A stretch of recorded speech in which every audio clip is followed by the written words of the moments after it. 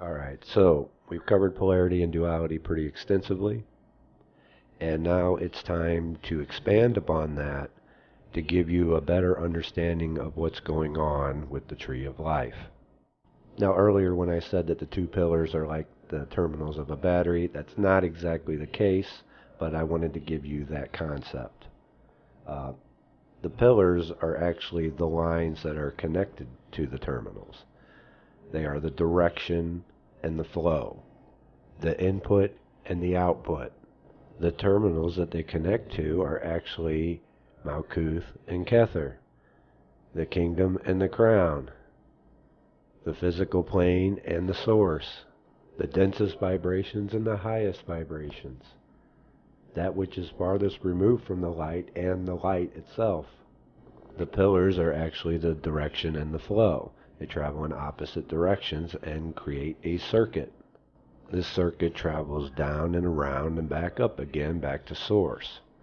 This circuit flows around the very center to Parith, the heart center, just like a generator. Now, back when I did the video on judgment and I had made that assignment to watch that video, you'll understand why the heart center plays such an important part. Now, this isn't a new concept. I'm sure everybody's heard of the circle of life, that everything has cycles, and that, the moon waxes and then it wanes. Same concept, slightly different perspective, okay? Because everything is a circuit as well. The business cycle, see, your finances are also a circuit. You have income and you have expenditures. There's an input and an output to everything. Our task is to regulate the input and the output. Most people's problems are a result of imbalances in the flow of this circuit. If you have too much coming in and not enough going out, you can create blockages in this circuit. If you have too much going out and not enough coming in, you can deplete yourself very quickly. See, if you try to store too much in your mind, try to keep your whole itinerary and schedule and everything you need to do just solely in your mind, you can create a mental blockage. And this is why it's best to write things down. Just keep track of your stuff, write them down. You can always pick them up and look at it later. But you don't have to store that in your mind. You can let it flow out. You can just let it go. This is why when you do magic and work with sigils and things, you're supposed to forget them. You're supposed to let them go. Because if you're holding and you're thinking of it in your mind, you're not letting go of it. You're keeping it up there, and it's not able to flow out. It's not able to go through the output. And this is why I need to present these lessons at a certain pace. Because too much information too quickly will jumble and clutter the mind if it doesn't have the appropriate outlet for it after processing it. Establishing a habit of writing down a checklist for what you need to do the next day before you go to sleep, so that your subconscious can work on it and process it while you sleep, will greatly free up the flow of your mental circuit. You'll be able to think a lot more clearly and process things a lot faster. I've heard many rich, successful people have established this very habit of writing it down before they go to sleep. Now, what causes creative blocks? In previous video, I explained that sex is your creative life force. So what's going on with that? Well, in astrology, physical sex is ruled by Mars. Okay? Love is ruled by Venus, but physical sex is ruled by Mars. Mars also rules willpower, energy, motivation, drive. So if you're expending too much creative sexual energy, too much output, without having an input to recharge, then you're going to also expend your willpower, energy, drive, and motivation. Too little output can create a block, a creative block. Okay? Got all this energy pent up, and you get cranky. Mars also rules anger. You got too much Mars energy. Now everybody's drive is different. You need to establish an even flow for you. That's the name of the game here. A nice, steady, even flow through the circuitry. Emotional blocks, probably the most difficult of the blockages, typically caused by some form of emotional trauma. Emotional blockages can be very, very damaging. I equate it to like a stopped up toilet. It's going to make your whole demeanor and attitude stink. So how do we deal with it?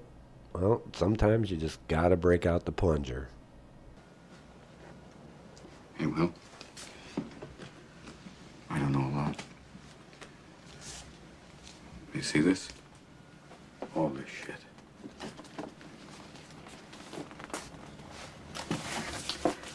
This is not your fault.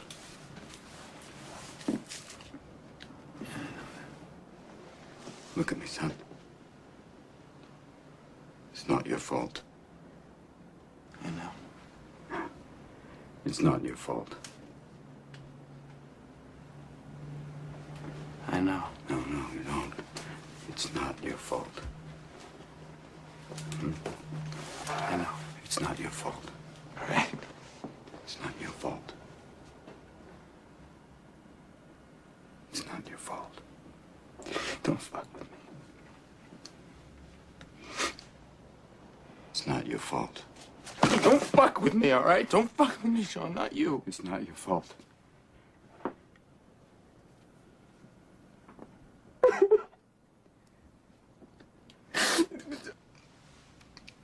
It's not your fault.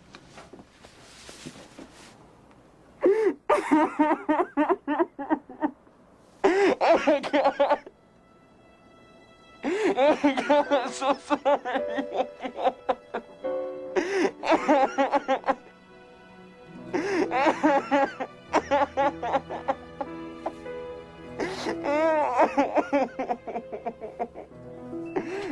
They really nailed this scene in Good Will Hunting. It's such a powerful scene because it has so much truth in it. Robin Williams' character Sean knew exactly what he was doing. He was plunging Will's emotional blockage. And it was such a huge blockage that when it came bursting forth like a dam had broke. And after this moment, you see Will's entire demeanor and attitude change. He was happier. He was able to enjoy life again. Most people have an emotional blockage. And they think that by expressing their anger and frustration that this causes them, that they're expressing their emotions, their true emotions. Well, no, anger is ruled by Mars. Okay? In the occult, emotions equate to water. Mars is fiery. When you eliminate an emotional blockage, the waterworks are going to come. You won't be able to help it. The social conditioning tells you that gotta hold it in, be a man. The truth is you're far, far worse and weaker if you have an emotional blockage clogging up your system with a bunch of shit that's poisoning you. Understanding this nature of the circuit and regulating the input and output will help you not only understand yourself better, but also understand others. The very things that you talk about and express with other people are part of that circuit. I can't have a conversation with my own father without him bringing up God and the Bible. No matter how far removed the topic is, he will always gravitate back towards those subjects. Well, if all you do is go to church and read the Bible, if that's all you're doing, if that's all you're putting into your mind and into the circuit, then that's all you're going to be able to express outwardly to other people. And this is why if you get into occult studies, it's a good idea to have something else, a hobby or an interest or something else to study along with it. Otherwise, it's going to be very, very difficult for you to maintain the silence portion. You won't have anything else to talk about. And this is one of the reasons magicians end up becoming notorious recluses. So when my dad wants to preach to people about God and the Bible and Jesus, understand that he can't help it. And money is not immune to this circuit. So if you're finding that you're not having enough coming in, how about opening up the output a little bit, and instead of casting a money spell, try giving a little bit. Oh, you mean what you put out is also going to come back in? Yeah, it's a circuit. Wiccans will recognize it by the law of three, or the law of threefold. This is what karma is, as most Westerners define it. What goes around comes around. Karma is nothing but completing the circuit. And it's the big reason why you shouldn't be doing baneful magic. And we'll expand upon that later. But it's primarily because you become the source that it has to return to complete the circuit. Ever wonder why the seemingly rich and greedy will all of a sudden just give $1 million to charity? Well, they're freeing up room for more to come in. In Kabbalah, it said that the path to wealth is first give to God, second celebrate, and 3 everything else. This is the concept of tithing, giving some back to source. Or you may say, oh, I don't believe in God. Well, give to a charity. Give to a homeless shelter. Give to a soup kitchen. Give to something that you perceive that is greater than yourself.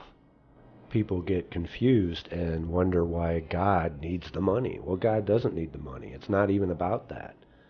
It's about keeping your money circuit flowing. Generosity and gratitude are part of that heart center, Taparith, that generator that promotes growth and flow of the circuit. Dun dun dun! See, the greatest body of work that we do in ceremonial magic is establishing flow, even flow. The middle pillar ritual is designed to center and ground you, but it's also working with those terminals and the heart center, the generator. Somebody had written and asked me about the sensations that they were getting when they started doing the middle pillar and wondered if that was normal. Yes, as you're coming back into balance, you're going to experience a wide range of sensations. When you get into the elemental grades and you're working on the tree of life, you're going to be working on the energy centers for each individual Sephiroth.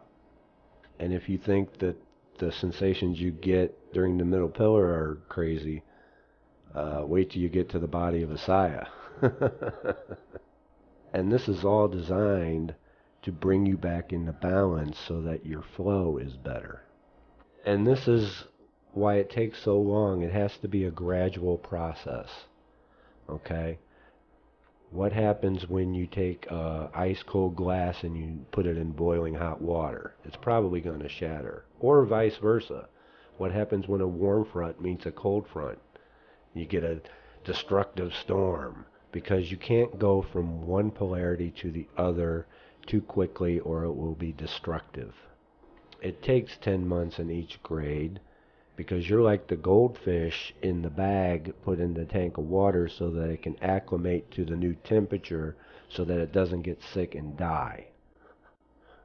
So as you're invoking these energies to balance yourself out, it's a gradual process, because you have to acclimate and sit in them as long as you can stand it, just to be able to adjust without being destructive. We're talking about the mind here. And balancing these centers out promotes an even flow of your main circuitry. So, regulating input and output for even flow, a key concept to remember. And I'll see you next time.